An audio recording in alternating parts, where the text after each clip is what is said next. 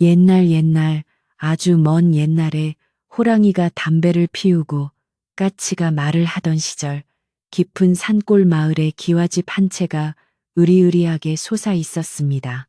그 집은 마을에서 제일 가는 부자로 소문난 최 부자네 집이었는데 곳간에는 쌀이 썩어 나갈 정도로 재물이 넘쳤으나 이상하게도 집안에는 늘 찬바람이 쌩쌩 불고 사람들의 얼굴에는 그늘이 가득했습니다. 집주인인 최 부자는 성격이 괴팍하기로 유명했고 그의 아내인 안방마님은 표독스럽기로 둘째가라면 서러울 정도여서 마을 사람들은 그 집 앞을 지날 때면 괜히 옷깃을 여미고 발소리를 죽이며 지나가곤 했습니다.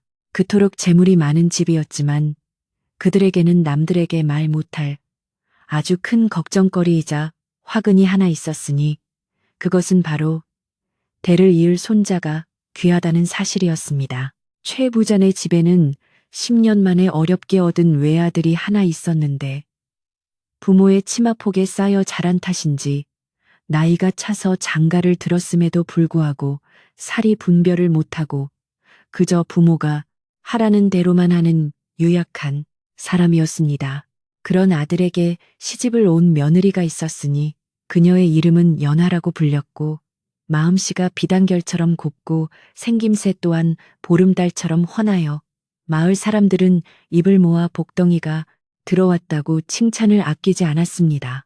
연화는 가난한 선비 집안의 딸로 태어나 비록 가진 것은 없었으나 예의가 바르고 손끝이 야무져서 시집 온 첫날부터 부엌길을 도맡아 하며 시부모를 지극정성으로 모셨지만 그녀에게는 시집살이를 지옥으로 만드는 치명적인 약점이 하나 있었습니다. 그것은 혼인을 올리고 계절이 12번이나 바뀌어 3년이라는 시간이 훌쩍 지났음에도 불구하고 태기가 전혀 보이지 않는다는 것이었는데 이것이 바로 연화가 겪는 모진 시집살이의 원흉이 되었습니다. 안방마님은 아침에 눈을 뜨자마자 며느리 연화가 차려온 밥상을 받으면서부터 혀를 차며 트집을 잡기 시작했고 밥알이 모래알 같다느니 국이 짜다느니 하는 말도 안 되는 핑계를 대며 밥그릇을 밀어내기 일쑤였습니다. 하지만 진짜 이유는 반찬 투정이 아니라 아이를 낳지 못하는 며느리에 대한 원망과 분노가 섞인 것이었기에 연하는 아무 말도 하지 못하고 그저 고개를 푹 숙인 채 죄인처럼 서서 시어머니의 독서를 묵묵히 받아내야만 했습니다. 어느 날 아침 안방마님은 기어이 참았던 화를 터뜨리며 마당이 떠나가라 소리를 질렀는데 그 목소리가 얼마나 날카로운지 지나가던 참새가 놀라 떨어질 지경이었습니다. 안방마님은 마루에 걸터 앉아 며느리를 노려보며 밭이 좋아야 씨앗이 잘 자라는 법인데 너는 어찌 된 게 돌밭이라도 되는 것이냐며 비수를 꽂는 말을 서슴지 않았습니다. 자고로 여자가 시집을 왔으면 떡두꺼비 같은 아들을 낳아 대를 잇는 것이 가장 큰 도리이자 의무이거늘 너는 밥만 축내고 있으니 우리 집안의 대가 너 때문에 끊기게 생겼다며 가슴을 치고 통곡하는 신뢰까지 하니 연화의 마음은 새까맣게 타들어가 재가 될 지경이었습니다.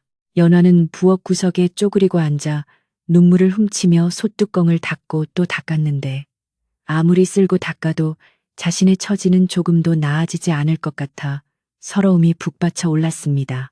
남편이라도 자신의 편이 되어 따뜻한 말 한마디라도 건네주면 좋으련만 채부자네.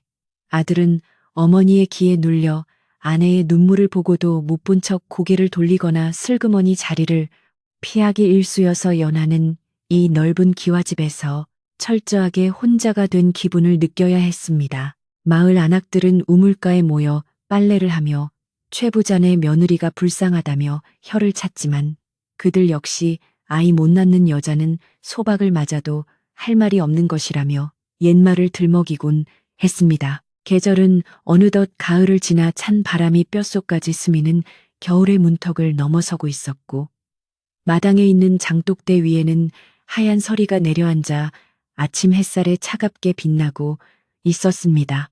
연하는 엄동설 안에도 아궁이에 불을 지피기 위해 언손을 호호 불어가며 장작을 패고 물을 길어 날랐지만 시어머니의 구박은 날이 갈수록 심해져만 갔습니다. 시어머니는 이제 대놓고 며느리에게 밥을 주는 것조차 아깝다며 끼니를 줄이라고 호통을 쳤고, 연하는 식구들이 다 먹고 남은 찬밥 덩어리를 물에 말아 부엌 한 구석에서 서서 먹으며 배고픔과 서러움을 달래야 했습니다. 그러던 어느 날 사건이 터지고 말았는데, 그날은 동짓날이라 팥죽을 쑤어 조상님께 올리고 집안의 애군을 막아야 한다며 아침부터 부엌이 분주했습니다. 연하는 새벽부터 일어나 팥을 삶고 새알심을 빚으며 정성을 다해 죽을 끓이고 있었는데, 시어머니가 불쑥 부엌으로 들어와 죽솥을 열어보더니 대뜸 국자를 집어 던지며 난동을 부리기 시작했습니다. 팥죽 색깔이 붉지 않고 희멀건 것을 보니 내 정성이 부족하여 조상님이 노하시겠다며 억지를 부리던 시어머니는 급기야 뜨거운 팥죽 솥을 발로 차버리려 했고, 연하가 기겁을 하며 말리는 과정에서 그만 시어머니의 치맛자락에 죽이 조금 튀고 말았습니다. 그 순간 시어머니의 눈이 뒤집히며 마치 기다렸다는 듯이 고래고래 고함을 지르기 시작했는데, 감히 며느리가 시어머니에게 행패를 부린다며 이것은 하늘이 두 쪽 나도 용서할 수 없는 불효라고 길길이 날뛰었습니다. 안방에 있던 최 부자까지 뛰쳐나와 무슨 일이냐고 묻자 시어머니는 바닥을 구르며 전연이 나를 뜨거운 죽으로 데려 죽이려 했다고 새빨간 거짓말을 늘어놓으며 당장 내쫓지 않으면 내가 혀를 깨물고 죽겠다고 협박을 했습니다. 최 부자는 자초지종을 듣지도 않고 며느리에게 삿대질을 하며 어디서 배워먹은 버르장머리냐고 호통을 쳤고, 남편은 그 옆에서 어쩔 줄 몰라 하며 우물쭈물 서 있기만 했습니다. 연화는 억울함에 가슴이 미어지는 듯하여 무릎을 꿇고 빌며 절대 그런 뜻이 아니었다고 눈물로 호소했지만, 이미 작정을 한 시댁 식구들의 귀에는 아무것도 들리지 않았습니다. 시어머니는 방으로 들어가 연화가 시집올 때 해왔던 옷가지 몇 벌을 보따리에 대충 싸서 마당으로 집어던지며 당장 내 눈앞에서 사라지라고 소리쳤습니다. 너 같이 아이도 못 낳고 시어머니를 공경할 줄 모르는 며느리는 우리 집안에 필요 없으니 친정으로 가든 길바닥에서 얼어 죽든 알아서 하라며 대문을 활짝 열어 젖혔고, 찬바람이 마당 안으로 들이닥쳐 연화의 몸을 휘감았습니다. 연화는 남편의 바짓가랑이를 잡고 한 번만 용서해 달라며 제발 내치지 말아 달라고 애원했지만, 남편은 어머니의 눈치를 살피더니 매정하게 연화의 손을 뿌리치고 돌아섰습니다. 그 순간 연화는 남편에 대한 마지막 기대조차 무너져 내리는 것을 느꼈고, 이 집안에는 더 이상 자신이 발붙일 곳이 없다는 사실을 뼈저리게 깨달았습니다. 그녀는 눈물이 범벅된 얼굴로 마당에 흩어진 옷 보따리를 주섬주섬 챙겨 안고 비틀거리는 걸음으로 대문을 향해 걸어갔는데, 그 뒷모습이 너무나 처량하여 마당 구석에 묶여있던 누렁이조차 낑낑거우며 슬픈 눈으로 바라보았습니다. 대문 밖으로 쫓겨난 연화의 등 뒤로 육중한 대문이 쾅 하고 닫히는 소리가 들렸고, 그 소리는 마치 그녀의 인생에서 한 시절이 끝났음을 알리는 종소리처럼 들렸습니다. 하늘에서는 기다렸다는 듯이 한방눈이 펑펑 쏟아지기 시작했고, 순식간에 온 세상이 하얗게 뒤덮였지만 연화의 마음은 칠흑 같은 어둠 속에 갇힌 듯 캄캄하기만 했습니다. 그녀는 얇은 집신 한 켤레에 의지해 눈 쌓인 산길을 걸어야 했는데, 발이 시려오는 것보다 가슴이 시려오는 고통이 더 커서 추위조차 느낄 수 없었습니다. 마을 사람들은 눈보라 속을 헤치고 걸어가는 여인의 모습을 보고 수군거렸지만 그 누구도 선뜻 나서서 말을 걸거나 도움을 주지 못했는데, 그것은 최 부자네의 위세가 두렵기도 했거니와 남의 집안일에 끼어들었다가 봉변을 당할까 두려웠기 때문입니다. 연하는 고개를 푹 숙이고 눈물을 뚝뚝 흘리며 걷고 또 걸었는데, 눈물은 볼을 타고 흐르다 턱끝에서 차가운 고드름처럼 얼어붙었고, 그녀의 숨소리는 흐느낌과 섞여 하얀 입김으로 흩어졌습니다. 그녀가 시집올 때 꽃가마를 타고 화려하게 지났던 그 길을 이제는 죄인처럼 쫓겨나 홀로 걸어가야 한다는 사실이 너무나 비참했습니다. 친정으로 가는 길은 멀고도 험해서 산 하나를 넘고 물 하나를 건너야 했는데 눈은 무릎까지 차올라 걸음을 떼기조차 힘들었습니다. 연화는 가다가 넘어지고 다시 일어서기를 반복하며 꽁꽁 언 손으로 눈물을 훔쳤는데 문득 친정 부모님의 얼굴이 떠올라 발걸음이 떨어지지 않았습니다. 금지옥엽 키운 딸이 소박을 맞고 쫓겨왔다는 사실을 알면 늙으신 부모님의 가슴에 대못을 박는 일이 될 텐데 차라리 이 길로 산속 깊은 곳에 들어가 세상과 연을 끊을까 하는 모진 생각마저 들었습니다. 하지만 늙으신 부모님이 자식 돌아오기만을 기다리며 밤마다 정화수를 떠놓고 빌고 계실 것을 생각하니 차마 죽을 수는 없어서 연화는 이를 악물고 눈보라를 헤치며 앞으로 나아갔습니다. 해는 서산으로 뉘엿뉘엿 넘어가고 사방에 어둠이 깔리기 시작할 무렵 멀리서 희미한 불빛 하나가 가물거리는 것이 보였는데 그것은 바로 연화가 태어나고 자란 친정집의 작은 초가집이었습니다. 으리으리한 기와집과는 비교도 안 될 만큼 작고 초라한 집이었지만 그 불빛은 그 어떤 보석보다 따뜻하고 포근하게 연화의 얼어붙은 마음을 녹여주는 듯 했습니다. 연화가 살인문 앞에 도착하여 떨리는 목소리로 어머니를 부르자 방문이 덜컥 열리며 늙은 어머니가 버선발로 뛰쳐나왔습니다. 눈사람이 된 딸의 모습을 본 어머니는 단박에 사태를 짐작하고 연화를 와락 끌어안으며 아이고 내 새끼 어쩌다 이 꼴이 되었느냐며 목 놓아 울기 시작했습니다. 방 안에 있던 아버지도 뛰어나와 딸의 언손을 잡고 아무 말도 못한 채 눈물만 흘렸고 세 식구는 눈 내리는 마당에서 서로를 부둥켜 안고 한참 동안 통곡을 하였습니다. 방 안으로 들어온 연화는 따뜻한 아랫목에 앉아 어머니가 급히 끓여온 미음 한 그릇을 마시며 비로소 자신이 살아서 돌아왔음을 실감했습니다. 친정집은 가난하여 외풍이 심하고 벽 틈으로 황소바람이 들어왔지만 최 부자네의 넓고 차가운 방보다 100배는 더 따뜻하고 안락하게 느껴졌습니다. 부모님은 딸에게 무슨 일이 있었는지 꼬치꼬치 묻지 않고 그저 살아 돌아와 준 것만으로도 고맙다며 연화의 젖은 머리카락을 쓸어주었는데 그 손길에서 느껴지는 투박한 사랑에 연화는 다시 한번 뜨거운 눈물을 흘렸습니다. 그날 밤 연화는 부모님 사이에 누워 잠을 청했지만 억울하고 분한 마음에 쉽게 잠들 수가 없었고 천장을 바라보며 하염없이 눈물을 흘렸습니다. 자신이 아이를 못 낳는다는 이유로 인간 이하의 취급을 받으며 쫓겨난 것이 너무나 원통했고 하늘이 무심하여 어찌 나에게 이런 시련을 주시는가 원망스럽기도 했습니다. 하지만 늙으신 부모님의 코고는 소리를 들으며 연화는 마음을 다잡았고 비록 소박맞은 여인이라는 손가락질을 받을지언정 부모님을 위해서라도 보란듯이 억척스럽게 살아보겠다고 다짐했습니다. 다음날 아침 마을에는 최 부자네 며느리가 쫓겨났다는 소문이 삽시간에 퍼져나갔고 사람들은 우물가에 모여 쑥덕거리기 바빴습니다. 어떤 이는 시를 못 받으면 밭이라도 갈아엎어야 하는 게 양반과 법도라며 최 부자네를 두둔하는 이도 있었지만 대부분은 그 착한 며느리를 엄동설 안에 내쫓다니 천벌을 받을 것이라며 혀를 찼습니다. 최 부자네는 며느리를 내쫓은 지 하루도 지나지 않아 매파를 불러 새로운 며느리감을 알아보라고 성화를 부렸고 이 소식을 들은 사람들은 그들의 비정함에 고개를 절레절레 흔들었습니다. 연화는 친정집에서 몸을 추스르며 다시 예전처럼 밭을 메고 나무를 캐며 부지런히 일을 시작했는데 마을 사람들의 시선이 따가웠지만 묵묵히 자신의 할 일을 해나갔습니다. 그녀는 산에 올라가 나무를 하고 냇가에서 얼음을 깨고 빨래를 하며 잊으려 애를 썼지만 밤마다 꿈속에서 시어머니의 돕기 어린 눈빛과 남편의 차가운 뒷모습이 나타나 가위 눌리는 밤을 보내야 했습니다.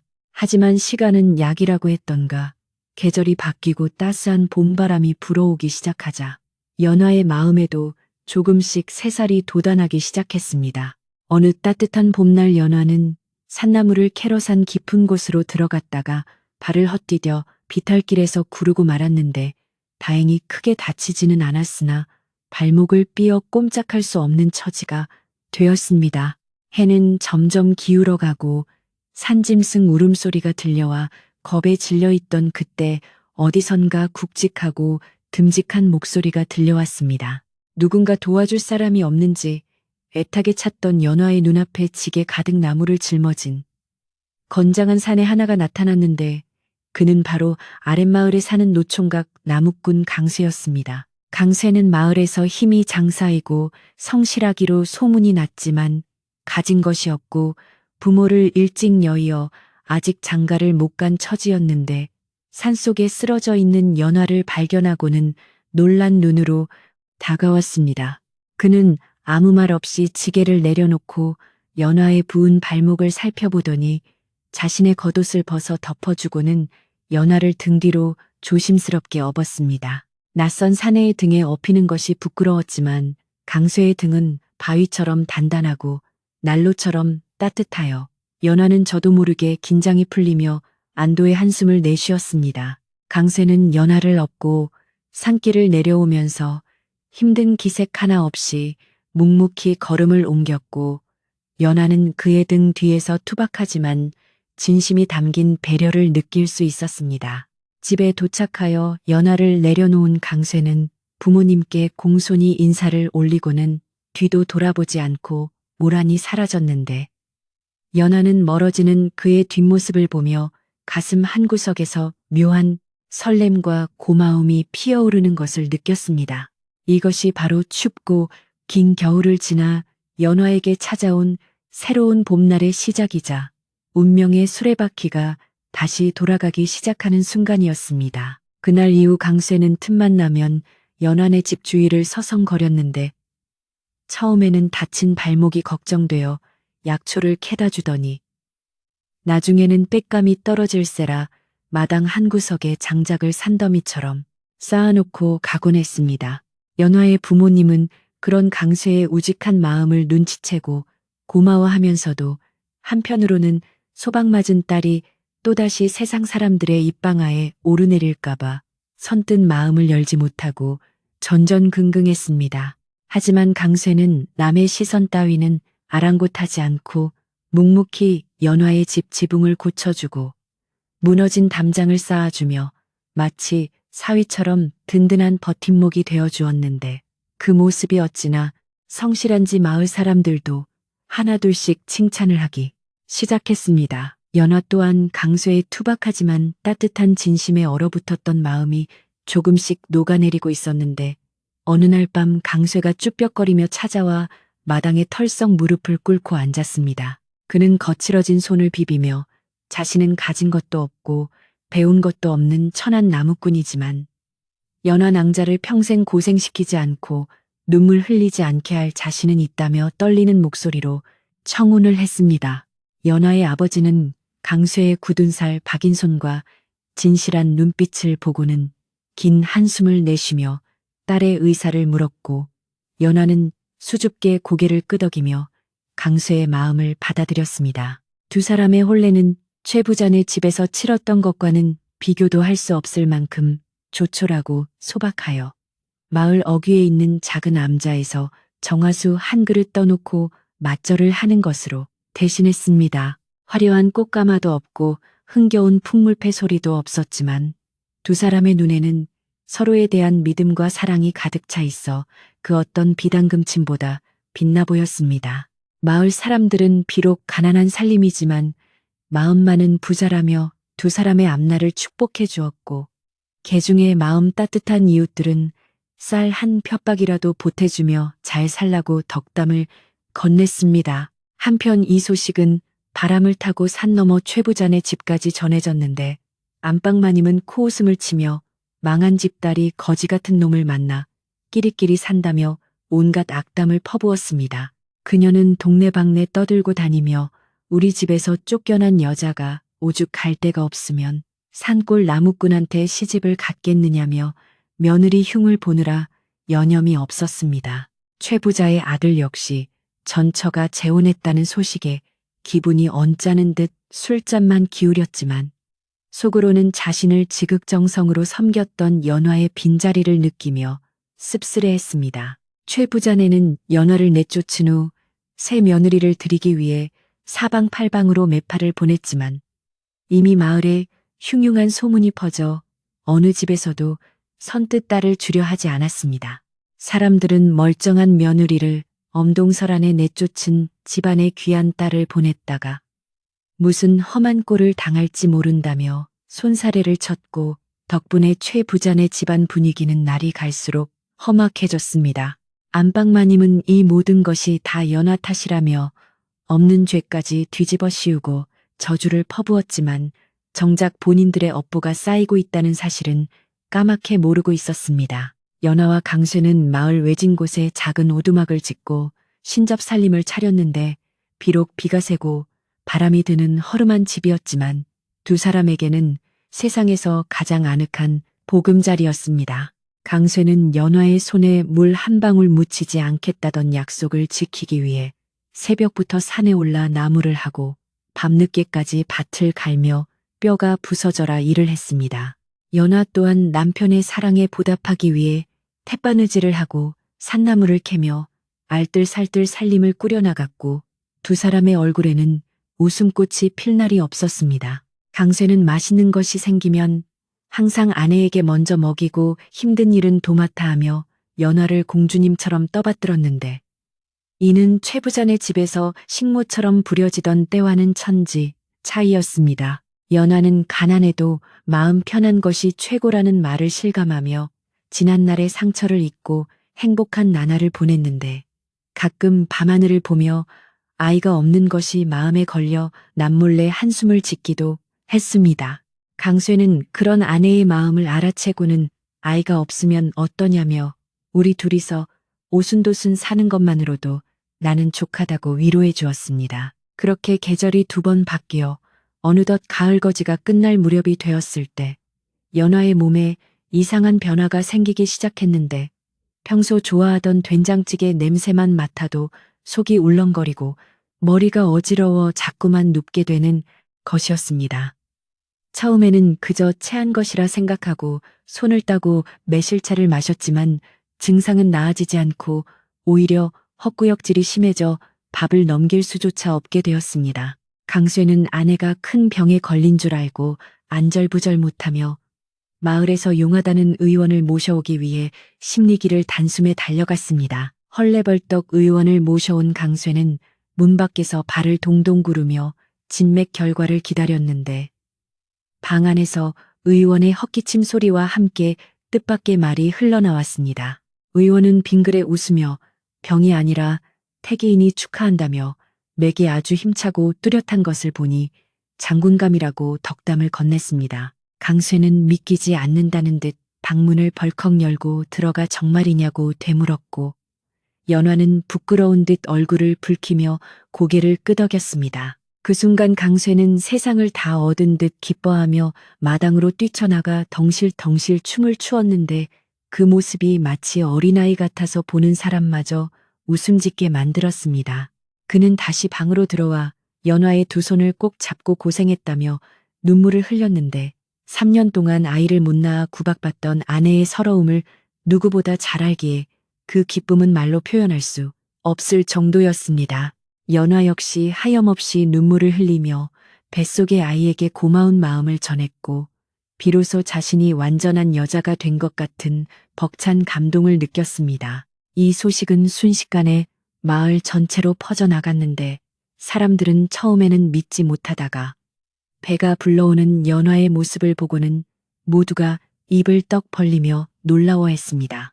최 부자네 집에서는 3년 동안이나 소식이 없던 여자가 재가한 지 1년도 안 되어 아이를 가졌다는 사실은 마을 사람들에게 큰 충격이자 화제거리가 되었습니다. 사람들은 우물가에 모여 밭이 나쁜 게 아니라 씨가 문제였던 모양이라며 수군거렸고 그동안 연화를 구박했던 최 부자네를 비난하는 목소리가 높아졌습니다. 강쇠는 아내가 임신을 하자 더욱 지극정성으로 돌보았는데 산에서 귀한 산삼을 캐오고 잉어를 잡아 고아 먹이며 행여나 아내가 힘들까봐 타진 일은 일절시키지 않았습니다. 연화의 배는 날이 갈수록 남들보다 훨씬 더 크게 불러왔는데 마을 할머니들은 배 모양이 예사롭지 않다며 혹시 쌍둥이가 아니냐고 조심스럽게 점치기도 했습니다.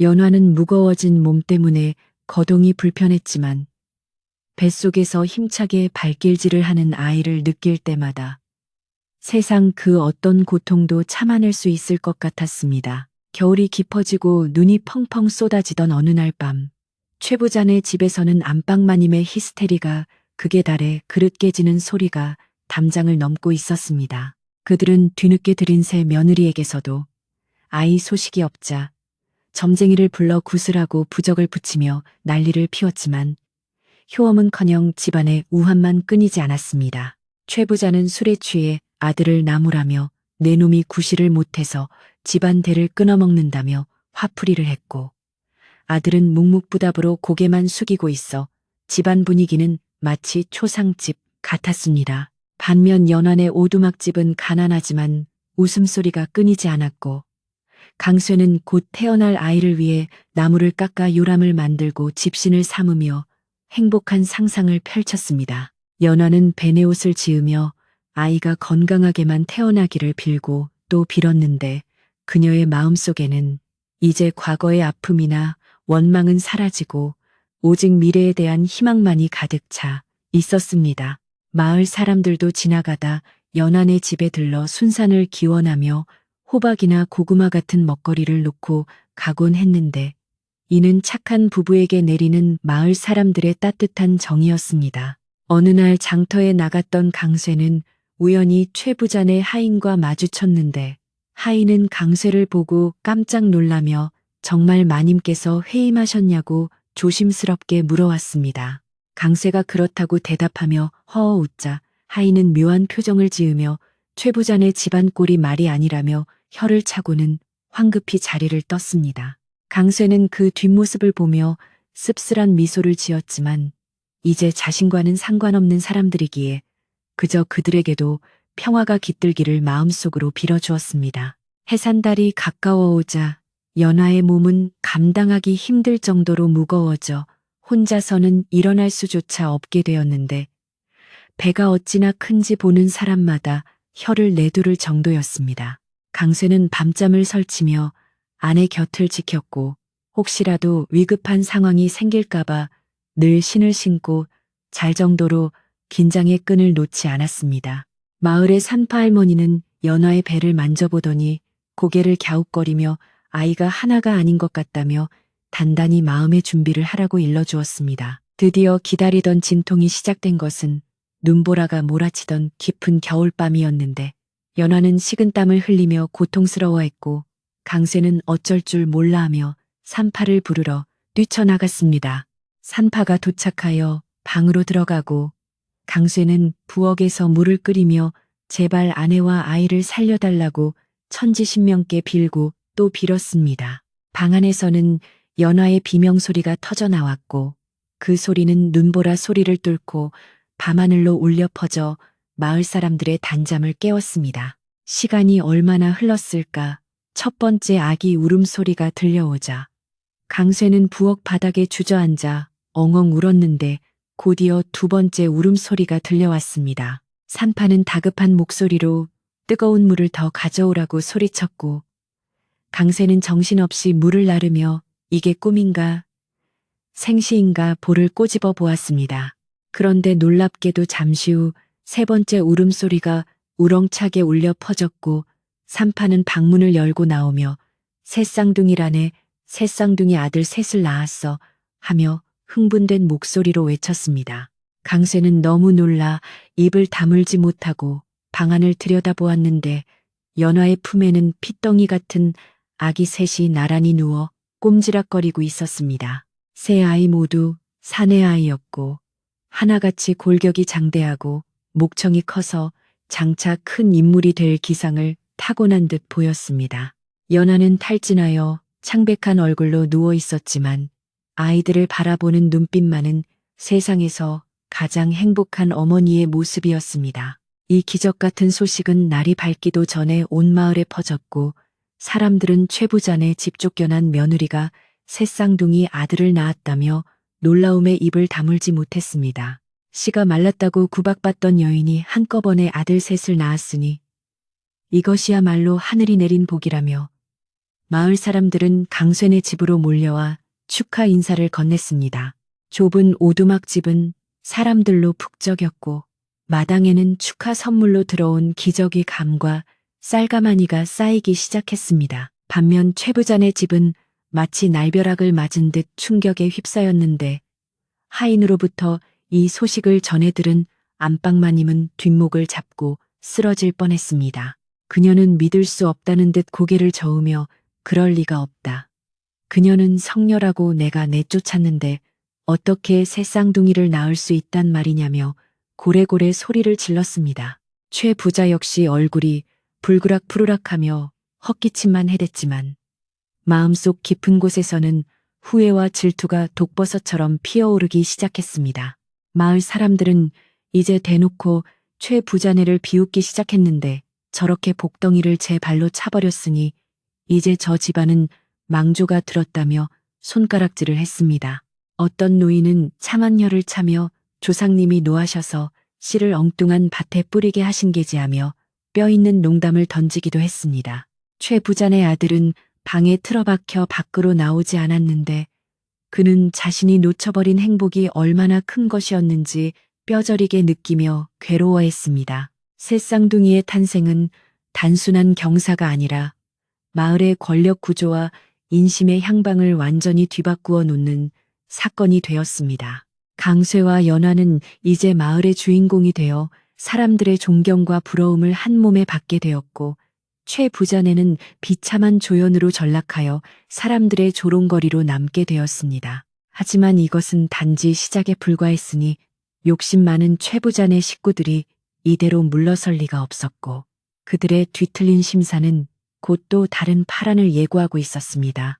새 쌍둥이의 탄생은 고요하던 산골 마을에 떨어진 커다란 바위처럼 큰 파문을 일으켰는데 아이들의 울음소리는 어찌나 우렁찬지 마을 어귀에서도 들릴 정도여서 사람들은 장차 큰 장수가 셋이나 났다며 혀를 내둘렀습니다. 강쇠와 연화는 비록 몸은 고단했지만 아이들이 젖을 빨고 잠투정을 하는 모습만 봐도 배가 부른 듯하여 서로 마주보며 웃음 짓는 날이 많아졌고 좁은 방 안은 늘 온기로 가득 찼습니다. 마을 안악들은 틈만 나면 강쇠네 집으로 몰려와 아이들의 포동포동한 볼을 만져보며 복덩이라고 칭찬을 아끼지 않았고 연화에게 미역국을 끓여주거나 아이들 기저귀를 빨아주는 등 제일처럼 발벗고 나서서 도와주었습니다. 연화는 아이 셋을 동시에 돌보느라 잠시도 쉴 틈이 없었지만 아이들이 옹알이를 하고 눈을 맞출 때면 지난 시절 겪었던 모든 서러움이 눈 녹듯 사라지는 것을 느꼈는데 이것이야말로 하늘이 주신 진정한 보상이라고 생각했습니다. 강쇠는 낮에는 산에 가서 나무를 하고 밤에는 아이들을 업어 재우며 아내의 일손을 도왔는데 그의 등은 언제나 아이들의 포근한 침대가 되어 주었고 투박한 손길은 세상 그 무엇보다 섬세했습니다. 새 쌍둥이는 무럭무럭 자라 하루가 다르게 살이 오르고 눈망울이 또렷해졌는데 첫째는 힘이 장사였고 둘째는 눈치가 빨랐으며 셋째는 웃음이 많아 보는 사람마다 귀여워 어쩔 줄을 몰라 했습니다. 한편 최 부자네 집안 분위기는 그야말로 살얼음판을 걷는 듯 위태로웠는데 안방마님은 며느리가 새 쌍둥이를 낳았다는 소식을 들은 후로 식음을 전폐하고 자리에 드러눕고 말았습니다. 그녀는 천장을 바라보며 내가 무슨 죄를 지어서 이런 꼴을 당해야 하느냐며 가슴을 치고 통곡하다가도 벌떡 일어나 앉아 그년이 낳은 아이들은 다 가짜라며 헛소리를 해대곤 했습니다. 최 부자는 집안의 우환이 끊이지 않자 용하다는 무당을 불러 굿판을 벌이기도 했지만 징소리와 꽹과리 소리만 요란할 뿐 꽉 막힌 집안의 기운은 좀처럼 풀리지 않았고 오히려 마을 사람들의 비웃음만 사게 되었습니다. 최 부자의 아들은 전처인 연화가 아이 셋을 낳았다는 소식에 충격을 받아 며칠 동안 방문을 걸어 잠그고 두문불출했는데 그는 술에 취해 혼잣말로 연화를 그리워하다가도 어머니의 호통 소리에 놀라 이불을 뒤집어 쓰곤 했습니다. 새로 들인 며느리는 시어머니의 등살과 남편의 냉대 속에서 하루하루 말라가고 있었는데 그녀 역시 아이 소식이 없자 안방마님은 이제 대놓고 너도 연화 꼴이 나고 싶으냐며 협박을 일삼았습니다. 집안 곳간에는 쌀이 넘쳐나고 비단이 산더미처럼 쌓여 있었지만 그 넓은 기와집에는 아이의 울음소리는커녕 웃음소리 한 번 들리지 않는 적막강산이 되어버렸습니다. 그러던 어느 날 안방마님은 자리에 누워 곰곰이 생각하다가 무릎을 탁 치며 일어났는데 그녀의 머릿속에 기가 막힌 생각이 스치고 지나갔기 때문입니다. 그녀는 시종을 불러 당장 채비를 차리라고 명하며 내가 직접 가서 그 아이들을 확인해야겠다고 서슬퍼런 눈빛으로 소리쳤는데 그 모습이 마치 전쟁터에 나가는 장수처럼 비장했습니다. 안방마님은 연화가 낳은 아이들이 자신의 아들 씨앗일지도 모른다는 터무니없는 망상에 사로잡혀 있었고 설사 아니더라도 회방을 놓아 분풀이라도 해야 직성이 풀릴 것 같았습니다. 최 부자는 아내를 말리려 했지만 이미 질투와 돕기에 눈이 먼 안방마님은 듣지 않았고 오히려 남편에게 당신은 집구석에 앉아 구경이나 하라며 쏘아붙이고는 하인들을 앞세워 가마에 올랐습니다. 으리으리한 가마가 대문을 나서자 마을 사람들은 무슨 일이 났나 싶어 하나둘씩 모여들었고 안방마님의 행차 뒤를 졸졸 따라가며 수군거리기 시작했습니다. 사람들은 저 표독스러운 노인네가 기어이 사고를 치러 간다며 혀를 찾고 강쇠네 식구들이 봉변을 당할까봐 걱정스러운 눈빛으로 바라보았습니다. 소문은 발빠르게 퍼져 연화의 귀에도 들어갔는데 이웃집 할머니가 헐레벌떡 뛰어와 큰일 났다며 최 부자네 안방마님이 쳐들어오고 있다고 알려주었습니다. 연화는 그 소리를 듣자마자 가슴이 철렁 내려앉으며 사색이 되었는데 품에 안고 있던 아이가 놀라 울음을 터뜨리자 황급히 아이를 달래며 떨리는 손으로 문고리를 잡았습니다. 강쇠는 산에서 나무를 하다가 이 소식을 듣고는 지게를 내팽개치고 한달음에 집으로 달려왔는데 그의 얼굴에는 비장함이 감돌았고 억센 주먹은 불끈 쥐어져 있었습니다. 강쇠가 집에 도착하자마자 연화를 안심시키며 방 안으로 들여보내고 자신은 마당 입구에 버티고 서서 대문 없는 살인문을 지켰는데 그의 모습은 마치 산을 지키는 호랑이처럼 늠름했습니다. 잠시 후 멀리서 요란한 소리와 함께 화려한 가마가 나타났고 하인들의 위세를 앞세운 최 부자의 행렬이 좁은 오두막집 마당을 가득 메웠습니다. 안방마님은 가마에서 내리자마자 흙바닥이 더럽다는 듯 인상을 찌푸리며 옷자락을 털고는 고개를 뻣뻣이 쳐들고 강쇠를 노려보았습니다. 안방마님은 대뜸 소리치기를 감히 천한 것들이 내 허락도 없이 이 마을에서 떵떵거리고 사느냐며 말도 안 되는 트집을 잡기 시작했는데 목소리가 어찌나 날카로운지 자던 개가 깨어 짖을 정도였습니다. 강쇠는 정중하지만 단호한 목소리로 여기는 우리 부부의 보금자리이니 함부로 소란 피우지 말고 돌아가시라고 말했지만 안방마님은 코웃음을 치며 막무가내였습니다. 그녀는 내가 내 며느리였던 아이를 보러 왔는데 내 놈이 무슨 상관이냐며 당장 연화를 끌어내라고 하인들에게 호통을 쳤습니다. 방 안에 있던 연화는 시어머니의 목소리를 듣자 온몸이 사시나무 떨리듯 떨렸지만 품에 안긴 새 아이를 보며 이를 악물고 마음을 다잡았습니다. 그녀는 더 이상 예전에 힘없고 나약한 며느리가 아니었고 새 아이의 어미로서 내 자식들은 내 손으로 지키겠다는 결연한 의지가 솟구쳐 올랐습니다. 연화는 아이들을 이불로 잘 감싸 뉘어놓고 방문을 활짝 열고 마루로 나섰는데 그녀의 눈빛은 예전과는 달리 흔들림 없이 맑고 강인해 보여 안방마님조차 순간 흠칫 놀랐습니다.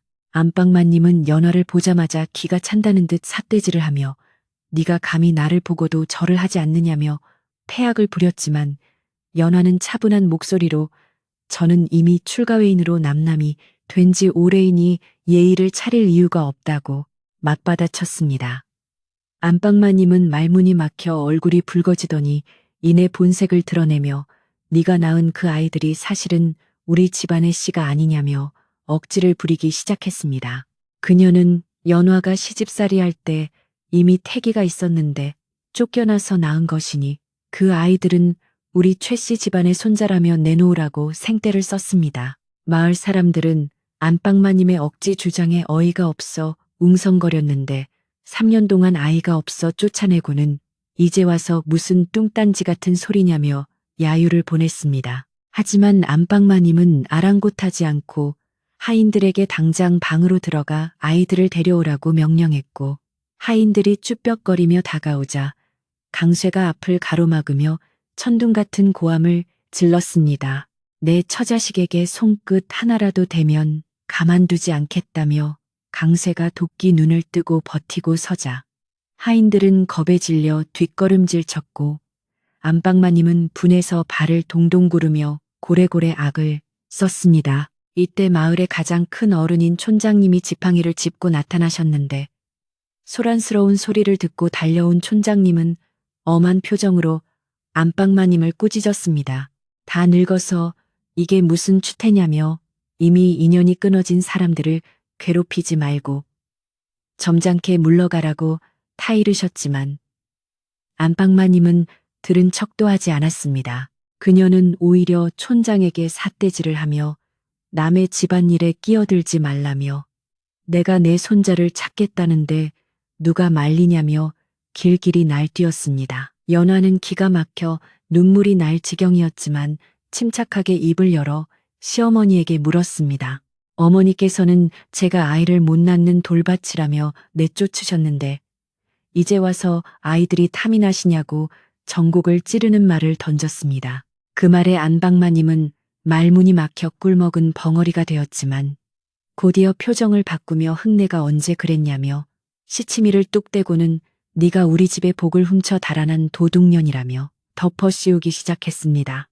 안방마님의 주장은 점점 더 괴이해져 갔는데 그녀는 연화가 나갈 때 집안의 삼신할머니 기운을 치마폭에 싸서 가져갔기 때문에 우리 집에는 아이가 안 생기고 너만 새 쌍둥이를 낳은 것이라고 우겨댔습니다. 그러니 그 아이들 중 적어도 하나는 우리에게 내놓는 것이 도리에 맞다며 궤변을 늘어놓았는데 이는 듣는 사람들의 귀를 의심케 할 정도로 황당무계한 소리였습니다. 하지만 탐욕의 눈이 먼 안방마님에게는 이 모든 억지가 진실처럼 여겨졌고 그녀의 집착은 광기에 가까웠습니다. 강쇠는 더 이상 참을 수 없다는 듯 앞으로 나서며 우리 아이들은 하늘이 점지해 주시고 우리 부부의 정성으로 낳은 자식들이니 헛소리 그만하고 당장 나가라고 호통을 쳤습니다. 강쇠의 기세에 눌린 안방마님은 흠칫 뒤로 물러나면서도 입으로는 계속 저주를 퍼부었는데 너희가 얼마나 잘 사나 보자며 내가 가만두지 않겠다고 으름장을 놓았습니다. 그때 방 안에서 새 쌍둥이가 일제히 울음을 터뜨렸는데 그 소리가 어찌나 크고 우렁찬지 마치 할머니의 악행을 꾸짖는 천둥 소리처럼 들렸습니다. 아이들의 울음소리에 당황한 안방마님은 귀를 막으며 인상을 썼고 마을 사람들은 아이들이 놀라서 우는 것이라며 안방마님을 향해 손가락질을 하며 물러가라고 소리쳤습니다. 군중의 분위기가 험악해지자 하인들은 안방마님의 옷소매를 잡아 끌며 이제 그만 돌아가시자고 사정했고 안방마님은 못 이기는 척 가마에 오르면서도 분이 풀리지 않아 씩씩거렸습니다. 그녀는 돌아가면서도 내가 다시 올 것이니 그때는 각오하라며 악담을 남기고 사라졌는데 그 뒷모습이 처량하기보다는 추악해 보였습니다. 안방마님이 돌아가고 난 뒤 마당에는 정적이 흘렀고 연화는 다리에 힘이 풀려 그 자리에 주저앉고 말았습니다. 강쇠는 얼른 아내를 부축하여 일으켜 세우고는 고생했다며 어깨를 다독여 주었고 연화는 남편의 품에 안겨 참았던 눈물을 터뜨렸습니다.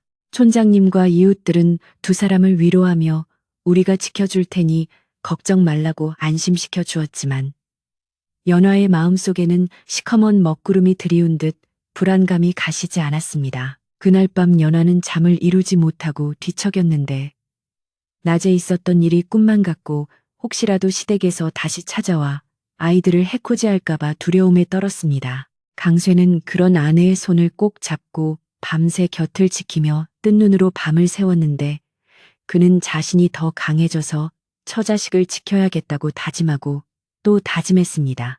밖에서는 밤바람이 거세게 불어와 문풍지를 떨게 했고 멀리서 부엉이 우는 소리가 들려와 스산한 기운을 더했습니다. 다음 날 아침 마을에는 최 부자네가 관아에 고발을 하려 한다는 소문이 돌기 시작했는데 내용인즉슨 연화가 집안의 가보를 훔쳐갔다는 터무니없는 누명을 씌우려 한다는 것이었습니다.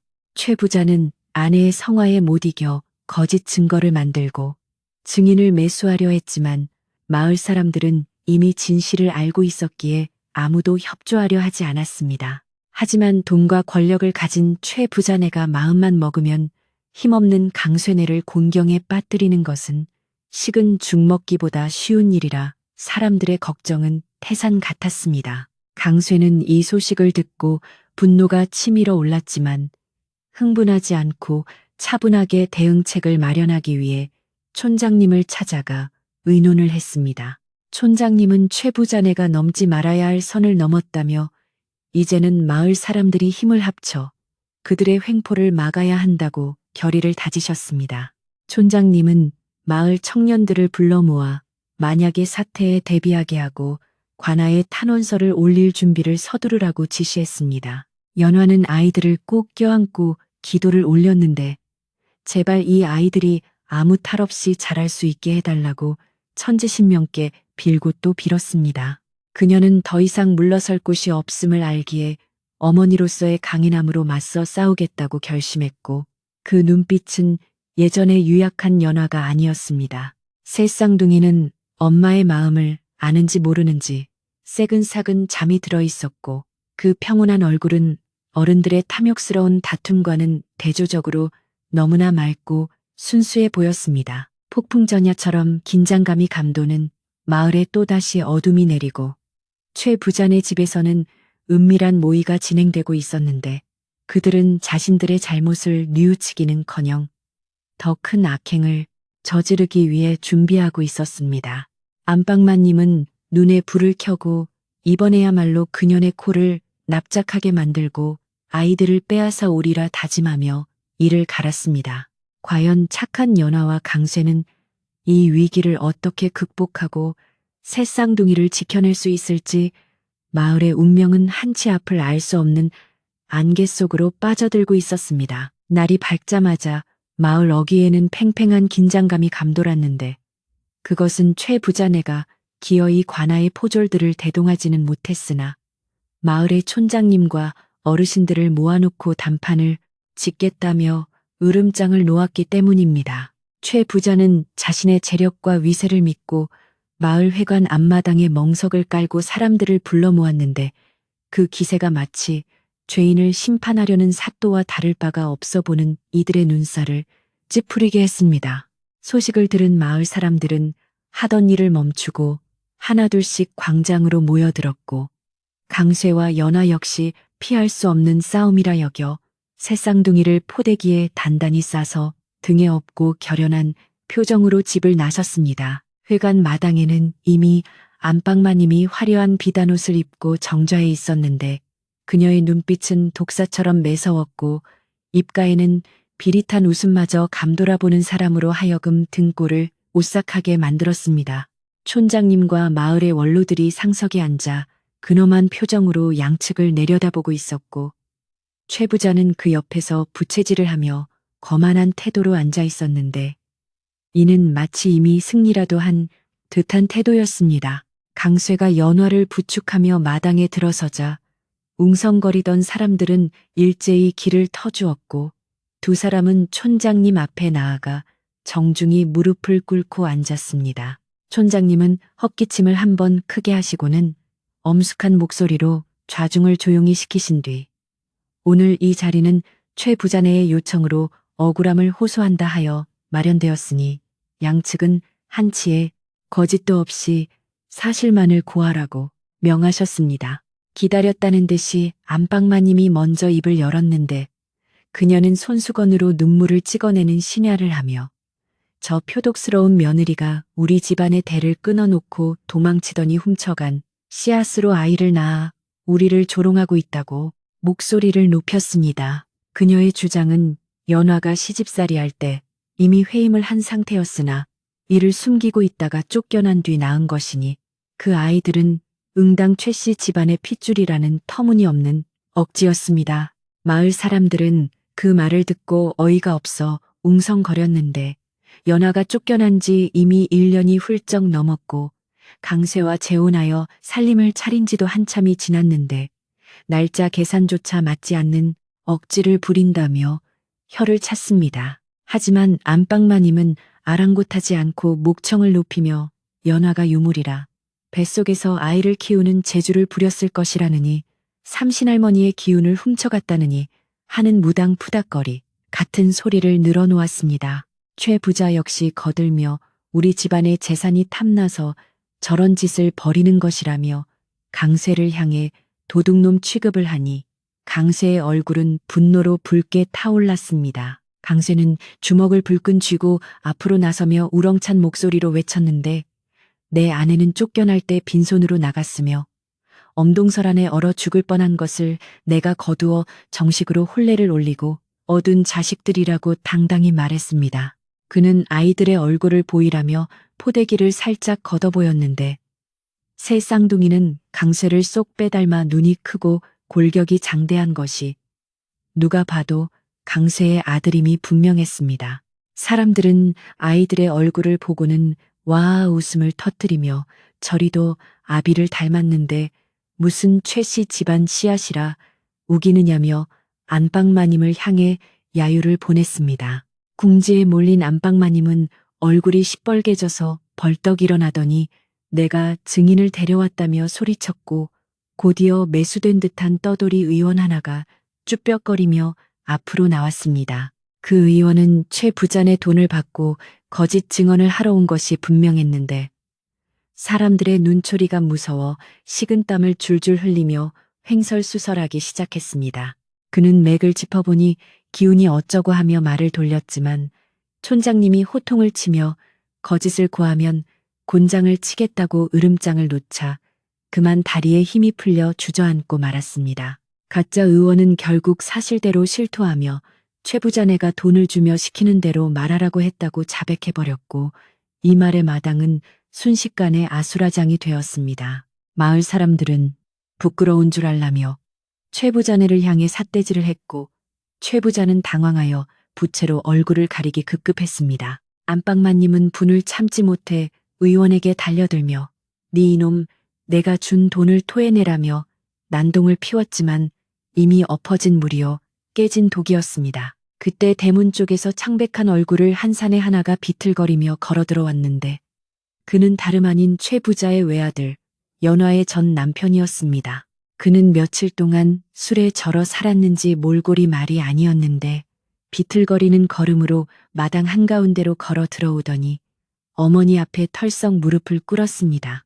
안방마님은 아들을 보고 깜짝 놀라며 네가 여기 왜 왔느냐며 얼른 들어가라고 등을 떠밀었지만 아들은 요지부동이었습니다. 최 부자의 아들은 고개를 들어 연화를 바라보았는데 그의 눈에는 회한과 미안함이 가득 차 있었고 연화는 그런 전 남편을 보며 만감이 교차하는 표정을 지었습니다. 아들은 떨리는 목소리로 입을 열었는데 어머니, 이제 그만하십시오.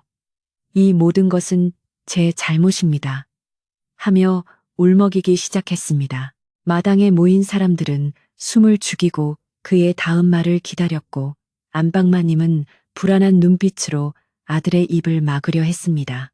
아들은 어머니의 손을 뿌리치고 큰 소리로 고백했는데 사실은 자신이 아이를 가질 수 없는 몸이라는 것을 오래전부터 알고 있었다고 털어놓았습니다.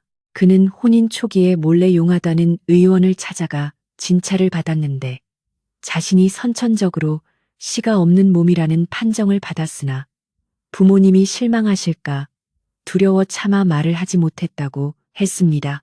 그동안 연화가 겪은 모진 구박과 서름은 모두 자신의 비겁함 때문이었다며 땅을 치고 통곡을 하니 그 소리가 듣는 이들의 가슴을 울렸습니다. 이 충격적인 고백에 안방마님은 비명을 지르며 뒷목을 잡고 쓰러질 듯 비틀거렸고 최 부자는 망연자실하여 입을 다물지 못했습니다. 안방마님은 믿을 수 없다는 듯 아들의 멱살을 잡고 흔들며 네가 미쳤구나. 어떻게 그런 끔찍한 소리를 하느냐며 부정하려 했지만 아들은 이미 모든 것을 체념한 듯 고개만 떨구고 있었습니다. 그동안 며느리를 탓하며 온갖 폐악을 부렸던 안방마님의 위세는 산산조각이 났고 그녀의 얼굴은 수치심으로 일그러졌습니다. 촌장님은 혀를 차며 최 부자를 향해 꾸짖으셨는데 자식의 허물을 덮으려고 죄 없는 며느리를 내쫓고 그것도 모자라 남의 귀한 자식까지 탐하려 했으니 이는 천벌을 받을 짓이라고 호통을 치셨습니다. 마을 사람들 또한 분노하여 최 부자네를 향해 돌을 던질 기세였고 그동안 쌓였던 원망과 비난이 본물 터지듯 쏟아져 나왔습니다. 사람들은 돈만 많지 인격은 바닥이라며 당장 마을을 떠나라고 소리쳤고 최 부자네 식구들은 쥐구멍이라도 찾고 싶은 심정이었습니다. 연화는 전 남편의 고백을 듣고 하염없이 눈물을 흘렸는데 그것은 지난 3년의 세월이 너무나 억울해서이기도 했고 뒤늦게나마 진실이 밝혀진 것에 대한 안도감 때문이기도 했습니다. 강쇠는 우는 아내의 어깨를 감싸 안으며 고생했다는 말만 되풀이했고 새쌍둥이는 엄마의 울음소리에 놀라 칭얼거리기 시작했습니다. 강쇠는 아이들을 달래며 당당하게 고개를 들고 최 부자네를 내려다보았는데 이제 승패는 명확하게 갈린 셈이었습니다. 안방마님은 바닥에 주저앉아 넋이 나간 표정으로 중얼거렸는데 내 손자 대가 끊기다니 하며 현실을 받아들이지 못하는 모습이었습니다. 최 부자는 황급히 하인들을 시켜 아내를 부축하게 하고 아들을 일으켜 세워 도망치듯 자리를 피하려 했지만 사람들의 야유 소리는 그들의 뒤통수를 따갑게 때렸습니다. 그 으리으리하던 기와집의 주인들이 초라한 폐잔병처럼 등을 보이며 사라지는 모습은 권선징악의 표본과도 같았습니다. 촌장님은 강쇠와 연화에게 다가와 그동안 마음고생이 많았다며 위로의 말을 건네셨고 마을 사람들은 두 사람을 애워싸고 박수를 보내며 축하해 주었습니다. 이제야 비로소 연화에게 씌워졌던 성녀라는 오명이 완전히 씻겨나갔고 그녀는 세상에서 가장 떳떳하고 자랑스러운 어머니로 다시 태어나게 되었습니다. 강쇠는 마을 사람들에게 고개 숙여 감사 인사를 전하며 앞으로 더욱 성실하게 살아가겠다고 다짐했습니다. 그날 이후 최 부자네 집 대문은 굳게 닫혀 열릴 줄을 몰랐고 담장 너머로는 들려오던 고함 소리도 뚝 끊겨 정막만이 감돌았습니다. 소문에 의하면 안방마님은 화병이 나서 자리에 드러누웠고 최 부자는 부끄러워서 바깥 출입을 끊었으며 아들은 어디론가 떠나버렸다는 이야기가 들려왔습니다.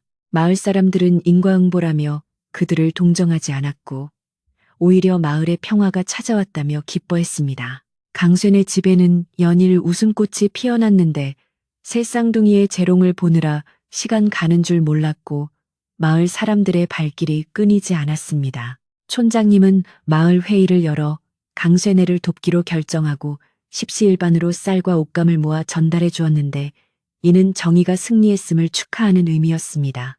연화는 받은 사랑을 돌려주기 위해 틈만 나면 맛있는 음식을 만들어 이웃들과 나누었고 그녀의 집은 사랑방처럼 따뜻한 정이 넘치는 곳이 되었습니다. 어느 날 밤 강쇠는 연화에게 조용히 말을 건넸는데 이제 우리를 괴롭히던 사람들도 벌을 받았으니 그들을 너무 미워하지 말고 용서하자고 말했습니다. 연화는 남편의 넓은 마음씨에 감동하여 고개를 끄덕였고 자신을 그토록 괴롭혔던 시댁 식구들이 믿기보다는 불쌍하다는 생각이 들었습니다. 진정한 복수는 상대방을 용서하고 보란 듯이 행복하게 사는 것이라는 옛말이 틀린 것이 하나도 없음을 깨닫는 순간이었습니다. 계절은 다시 바뀌어 따뜻한 봄이 찾아왔고 강쇠네 마당에는 노란 개나리가 활짝 피어났습니다. 새 쌍둥이는 이제 기어 다니기 시작하여 집안을 온통 헤집고 다녔는데 그 모습이 어찌나 귀여운지 마을 사람들이 지나가다 담장 너머로 구경을 할 정도였습니다.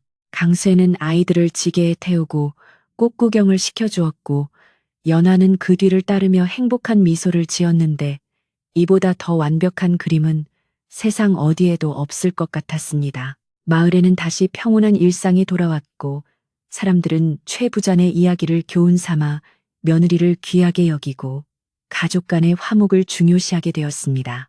우물가 안악들의 수다 주제도 이제는 최 부잔의 흉이 아니라 강쇠의 새 쌍둥이가 얼마나 똘똘한지로 바뀌었고 마을 전체가 긍정적인 기운으로 가득 찼습니다. 나쁜 마음을 먹은 자는 스스로 파멸하고 착한 마음을 가진 자는 복을 받는다는 평범한 진리가 마을 전체를 따뜻하게 감싸 안았습니다. 어느 날 장터에서 돌아오던 강쇠는 우연히 최 부잔의 대문 앞을 지나게 되었는데 문틈으로 늙은 안방마님이 마당을 서성이는 모습을 보게 되었습니다. 그녀는 뇌탄 눈으로 허공을 응시하고 있었는데 그 모습이 너무나 쓸쓸해 보여 강쇠는 잠시 발걸음을 멈추고 한숨을 내쉬었습니다. 한때 마을을 호령하던 여장부의 말로가 저리도 비참한 것을 보니 인생 무상이라. 강쇠는 옷깃을 여미고 자신의 소중한 가족이 기다리는 집으로 발걸음을 재촉했습니다. 집에 도착하니 맛있는 밥 짓는 냄새가 구수하게 풍겨왔고 연화가 아이들을 안고 마중을 나와 있었습니다. 강쇠는 아내와 아이들을 품에 안으며 이 행복을 지키기 위해서라면 어떤 시련도 이겨낼 수 있다고 다시 한번 다짐했습니다. 저녁 노을이 붉게 물드는 하늘 아래 강쇠네 오두막집 굴뚝에서는 하얀 연기가 피어올랐고 그 평화로운 풍경은 마치 한 폭의 그림처럼 아름다웠습니다. 이제 모든 갈등은 눈 녹듯 사라졌고 남은 것은 그들이 쌓아갈 행복한 미래뿐이었습니다. 마을 사람들의 축복 속에서 강쇠와 연화는 서로를 믿고 의지하며 하루하루를 성실하게 채워나갔습니다. 밤이 깊어지자 마을은 고요한 잠에 빠져들었고 하늘에는 별들이 총총히 떠서 착한 사람들의 지붕 위를 비추고 있었습니다. 최 부자네의 몰락과 함께 마을에는 진정한 평화가 찾아왔고 계절은 어느덧 다시 돌아봄이 무르익었습니다. 마을 어귀의 느티나무에는 연초록 새순이 돋아나고 강쇠네 집 앞마당에는 노란 산수유꽃이 흐드러지게 피어올라 마치 황금 가루를 뿌려놓은 듯 장관을 이루었습니다. 그동안 마음 졸이며 지냈던 연화의 얼굴에도 웃음꽃이 활짝 피어났고 그녀의 볼은 복숭아처럼 발그레한 생기를 되찾아보는 이들마저 기분 좋게 만들었습니다. 마을 사람들은 이제 삼삼오오 모여 앉아 최 부자네의 악행을 입에 올리기보다는 강쇠네 새 쌍둥이가 얼마나 씩씩하게 자라는지를 이야기하며 하루의 피로를 씻어내곤 했습니다. 강쇠는 마을 사람들의 도움과 격려에 힘입어 더욱 열심히 일했는데 새벽별을 보고 나가 저녁달을 보고 들어올 정도로 부지런을 떨었습니다. 그는 산에서 해온 나무를 장에 내다 팔고 틈틈이 개간한 밭에 씨를 뿌려 농사를 지었는데 하늘도 그 정성을 알았는지 밭에는 곡식이 주렁주렁 열리고 감자와 고구마가 알토란같이 영글었습니다. 마을 어르신들은 강쇠를 볼 때마다 원뱅이도 구르는 재주가 있다더니 강쇠가 장가들고 나서 아주 딴 사람이 되었다며 칭찬을 아끼지 않았습니다. 연화 또한 알뜰살뜰 살림을 꾸려나가며 틈틈이 캣바느질을 하고 산나무를 캐어 장에 내다 팔아 푼돈을 모았는데 티끌 모아 태산이라더니 어느새 제법 목돈이 모여 집안 살림이 펴지기 시작했습니다. 새 쌍둥이는 하루가 다르게 무럭무럭 자라 이제는 제법 아장아장 걸음마를 떼고 옹알이를 하며 집안을 온통 헤집고 다녔습니다. 첫째는 아빠를 닮아 힘이 장사라 벌써부터 물동이를 들려고 낑낑거렸고 둘째는 엄마를 닮아 손재주가 좋아 집나기로 꼬아 만든 장난감을 가지고 놀았으며 셋째는 흥이 많아 동네 강아지만 봐도 까르르 웃음을 터뜨렸습니다. 아이들의 재롱을 보는 재미에 강쇠와 연화는 고단함도 잊었고 밥을 안 먹어도 배가 부르다는 옛말이 하나도 틀린 게 없음을 실감했습니다. 마을 사람들은 오며 가며 아이들의 머리를 쓰다듬어 주었고 콩 한 쪽이라도 생기면 아이들 손에 쥐어주며 건강하게만 자라다오 하고 덕담을 건넸습니다. 어느 날 강쇠는 큰 결심을 한 듯 연화에게 통장을 내밀며 우리도 이제 번듯한 집을 한 채 짓자고 제안했습니다. 비록 지금 사는 오두막도 정이 들었지만 아이들이 자라면서 방이 좁아지고 비가 오면 지붕이 새는 탓에 더 이상 미룰 수 없다는 것이었습니다. 연하는 남편의 깊은 뜻을 알고 고개를 끄덕였고 두 사람은 그동안 모은 돈과 마을 사람들의 도움을 받아 양지바른 언덕 위에 새 집을 짓기 시작했습니다. 마을 장정들은 너나 할 것 없이 팔을 걷어붙이고 나서서 흙을 나르고 기둥을 세워주었는데 이는 강쇠 부부가 그동안 쌓아온 덕이 얼마나 두터운지를 보여주는 것이었습니다. 새집 상냥식이 있던 날 마을은 잔치 분위기로 들썩였는데 떡을 치는 소리가 쿵덕쿵덕 울려 퍼지고 고소한 기름 냄새가 심리 밖까지 퍼져나갔습니다. 강쇠는 돼지를 잡고 술을 빚어 마을 사람들을 대접했고 연화는 정성껏 마련한 음식을 나르며 찾아와준 이웃들에게 감사의 인사를 올렸습니다. 새로 지은 집은 비록 기와집은 아니었지만 튼튼한 나무 기둥에 하얀 회벽을 바르고 지붕에는 두툼한 이형을 얹어 보기만 해도 든든하고 따뜻해 보였습니다. 촌장님은 상냥문에 입춘대길 건양다경이라 큼지막하게 써 붙여주시며 이 집에서 대대손손 복을 누리라고 축복해 주셨습니다. 잔치가 무르익을 무렵 마을 어귀에 낯익은 노파 하나가 지팡이를 짚고 서성이는 모습이 보였는데 그녀는 다름 아닌 몰락한 최부잔의 안방마님이었습니다.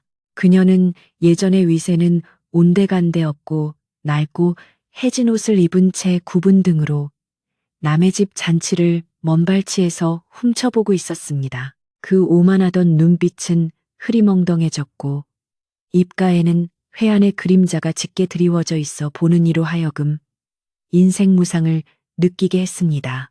마을 사람들은 그녀를 보고 수군거렸지만 아무도 쫓아내거나 비난하지 않았고 그저 쉽찬 혀를 차며 동정 어린 시선을 보낼 뿐이었습니다. 연하는 음식을 나르다가 문 밖에서 서성이는 전 시어머니를 발견하고 잠시 멈칫했으나 이내 마음을 가라앉히고 부엌으로 들어갔습니다. 그녀는 갓 쪄낸 따끈한 시루떡과 돼지고기 수육을 넉넉하게 담고 막걸리 한 병을 챙겨 들고 조용히 대문 밖으로 나갔습니다. 안방마님은 연화가 다가오자 황급히 몸을 돌려 달아나려 했으나 다리가 불편하여 몇 발자국 못 가 주저앉고 말았습니다. 연화는 다가가 말없이 음식 보따리를 내려놓으며 시장하실 텐데 이것 좀 드시고 가세요 하고 나지막이 말했습니다. 안방마님은 떨리는 손으로 음식을 받아들고는 차마 고개를 들지 못한 채 흐느껴 울기 시작했는데 그 울음소리에는 지난날의 과오에 대한 뼈저린 후회가 담겨 있었습니다. 그녀는 연화의 옷자락을 잡으려다 말고 자신의 더러운 손이 부끄러운 듯 황급히 거두며 미안하다. 정말 미안하다는 말만 되풀이했습니다. 연화는 그 모습을 보며 가슴 한구석에 남아있던 마지막 응어리마저 눈 녹듯 사라지는 것을 느꼈고 부디 건강하시라는 말을 남기고 뒤돌아섰습니다. 이것이야말로 진정한 승리이자 복수였으며 연화의 착한 심성이 빛을 발하는 순간이었습니다. 세월은 유수와 같이 흘러 새쌍둥이는 어느덧 소년이 되었고 강쇠네 집은 마을에서 제일 가는 분홍이 되었습니다. 강쇠는 부지런함과 성실함을 인정받아 마을의 대소사를 챙기는 이장이 되었고 연화는 어려운 이웃을 돕는 일에 앞장서 마을의 안주인 역할을 톡톡히 해냈습니다. 세 아들은 서당에 가서 글을 배우고 무술을 익혀 문무를 겸비한 인재로 자라났는데 마지는 듬직하여 아버지를 도와 농사일을 거들었고 둘째는 글재주가 뛰어나 과거 급제를 꿈꾸었으며 셋째는 활쏘기에 능하여 장차 나라를 지키는 장군이 되겠다는 포부를 밝혔습니다. 최부잔의 집은 주인을 잃고 폐가가 되어 잡초만 무성하게 자랐고 가끔 지나가는 바람 소리만이 그곳의 쓸쓸함을 달래주었습니다. 최부자는 화병으로 세상을 떠났고 아들은 머리를 깎고 산으로 들어가 스님이 되었다는 소문만 들려왔을 뿐 그들의 소식을 아는 사람은 아무도 없었습니다. 마을 사람들은 아이들에게 옛 이야기를 들려주며 착하게 살아야 복을 받고 남의 눈에 눈물 내면 제 눈에는 피눈물이 난다는 교훈을 가르쳤습니다. 강쇠와 연화의 이야기는 입에서 입으로 전해져 전설이 되었고 고된 시집살이를 하는 며느리들에게 큰 위로와 희망이 되었습니다. 어느 추석날 밤 둥근 보름달이 하늘 높이 떠올라온 세상을 대낮처럼 환하게 비추고 있었습니다. 강쇠네 마당에는 멍석이 깔리고 온 가족이 둘러앉아 송편을 빚으며 이야기꽃을 피웠는데 웃음소리가 담장을 넘어 밤하늘로 퍼져나갔습니다. 세 아들은 서로 예쁜 송편을 빚겠다며 경쟁을 했고 강쇠는 솜씨가 없다며 투박한 송편을 빚어놓고는 허어 웃기만 했습니다. 연화는 그 모습을 바라보며 지난날의 고통이 있었기에 지금의 행복이 더욱 값지게 느껴진다고 생각하며 남몰래 눈시울을 붉혔습니다. 밤이 깊어지자 마을은 고요한 잠속에 빠져들었고 풀벌레 소리만이 가을밤의 정취를 더해주었습니다. 강쇠는 연화와 나란히 마루에 걸터앉아 달을 바라보며 여보 그동안 고생 많았소. 당신 덕분에 내 인생이 꽃을 피웠구려 하며 투박한 손으로 아내의 손을 꼭 잡았습니다. 연화는 미소를 지으며 무슨 말씀을요. 서방님 덕분에 제가 사람 대접 받고 사는 걸요. 하며 머리를 기대었습니다. 두 사람의 그림자가 달빛 아래 하나로 포개지며 그 어떤 그림보다 아름다운 풍경을 자아냈습니다. 방 안에서는 새 아들이 곤히 잠들어 있었는데 그 숨소리가 어찌나 평온한지 듣는 사람의 마음까지 편안하게 만들었습니다. 강쇠는 방문을 열고 아이들의 이불을 덮어주며 이 녀석들이 자라서 장가를 가고 손자를 낳을 때까지 우리가 건강하게 살아야 할 텐데 하며 행복한 고민을 했습니다. 연화는 걱정 마세요. 우리 아이들은 복을 타고났으니 분명 훌륭하게 자랄 거예요. 하며 남편을 안심시켰습니다. 바람이 불어와 처마 끝에 풍경을 울리고 은은한 종소리가 밤 공기를 타고 멀리 퍼져나갔습니다. 강쇠네 집 굴뚝에서는 하얀 연기가 피어오르고 따뜻한 온돌방 아랫목은 뜨끈뜨끈하여 하루의 피로를 말끔히 씻어주었습니다. 세상 모든 시름과 걱정은 어둠 속에 묻히고 오직 평화와 감사만이 가득한 밤이었습니다. 착한 마음씨를 가진 사람들에게는 언제나 따뜻한 봄날 같은 행복이 기다리고 있다는 것을 증명하듯이 말입니다.